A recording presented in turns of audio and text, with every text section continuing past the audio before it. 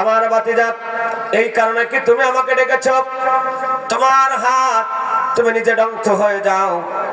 আবু লাহাব ডাক দিয়ে বলতেছে, তুমি যদি এই জন্য আমাকে ডেকে থাকো, আমাদেরকে ডেকে থাকো, তাহলে তুমি ধ্বংস হয়ে যাও।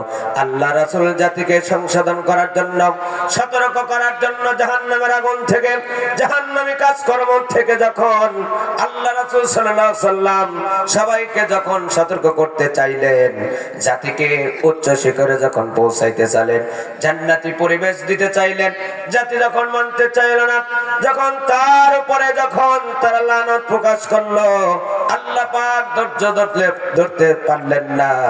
আল্লাহ পাক সূরাতুল লাহাব নাজিল করে জানায়া দিল, আবু লাহাব রে শোনো, আমার রাসূল সাল্লাল্লাহু আলাইহি সাল্লাম ধ্বংস না, আমি আল্লাহ পাক ডাক দিয়ে বললাম, তাব্বাত ইয়াদা আবি লাহাবি ওয়া তাব। আল্লাহু আকবার।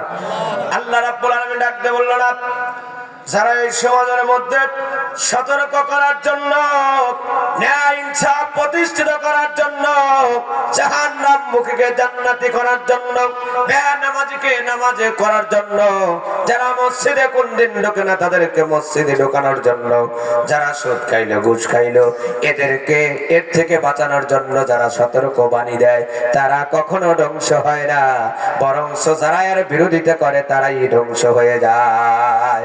কথা বলে ঠিক কিনা? লিল্লাহি তাকবীর।